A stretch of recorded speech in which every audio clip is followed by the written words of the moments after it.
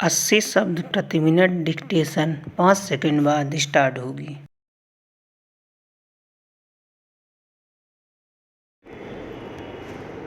Ready start. Haryana में मनोहर लाल ने जिस तरह त्यागपत्र दिया और फिर नए मुख्यमंत्री के रूप में भाजपा के प्रदेश अध्यक्ष नायब सिंह सैनी ने उनकी जगह कमान संभाल ली, वह इसलिए अप्रत्याशित है क्योंकि यह सब आम चुनाव से ठीक पहले हुआ।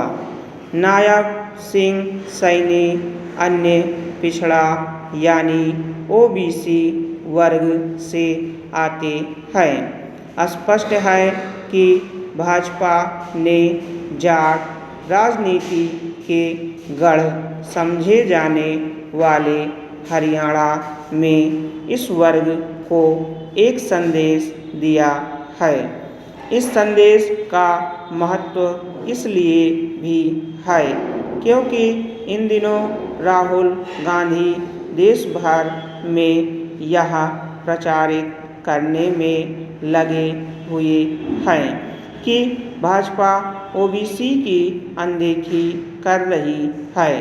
हरियाणा में आनन फानन हुए नेतृत्व परिवर्तन के क्रम में भाजपा ने जिस प्रकार सत्ता में साझीदार जननायक जनता पार्टी यानी जजपा से नाता तोड़ा, उसका कारण केवल यही नहीं दिखता कि 10 विधायकों वाली यह पार्टी लोकसभा चुनाव में 2 सीटें मांग रही थी और भाजपा सभी 10 सीटों पर अपने प्रत्याशी उतारने की तैयारी कर रही थी।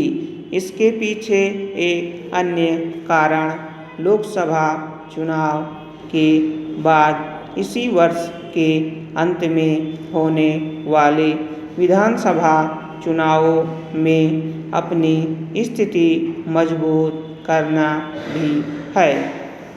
यह मानने के पर्याप्त कारण है कि भाजपा ऐसे किसी नतीजे पर पहुंच रही थी कि उसके लिए जजपा के साथ रहकर लोकसभा और फिर विधानसभा चुनावों में अपेक्षित सफलता हासिल करना आसान नहीं होगा। इस नतीजे पर पहुंचने का कारण भाजपा और जजपा के वोट बैंक में सामंजस्य दिखना है। इस पर हैरानी नहीं कि कांग्रेस इससे आशंकित है कि सत्ता से बाहर हुई जजपा अब उसके वोट बैंक में सेंध लगा सकती है।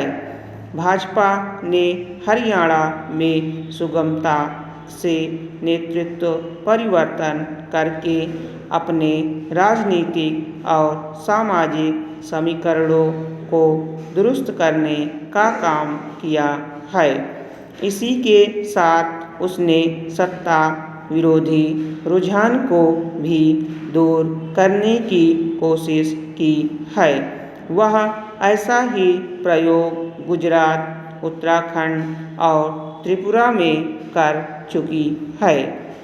इन तीनों राज्यों में विधानसभा चुनावों के पहले मुख्यमंत्री बदल कर उसने राजनीतिक सफलता हासिल की थी।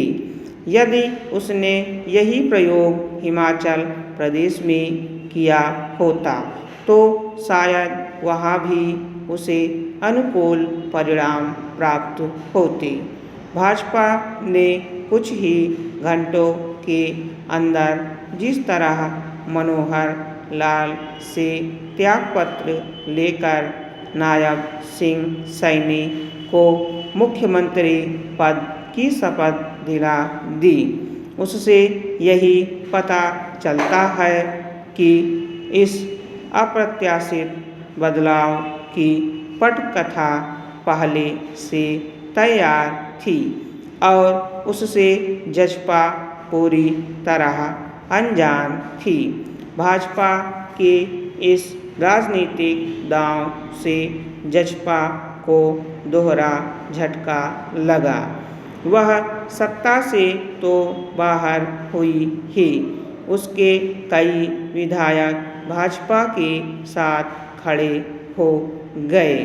यह देखना शेष है कि क्या उनकी संख्या इतनी है। स्टॉप।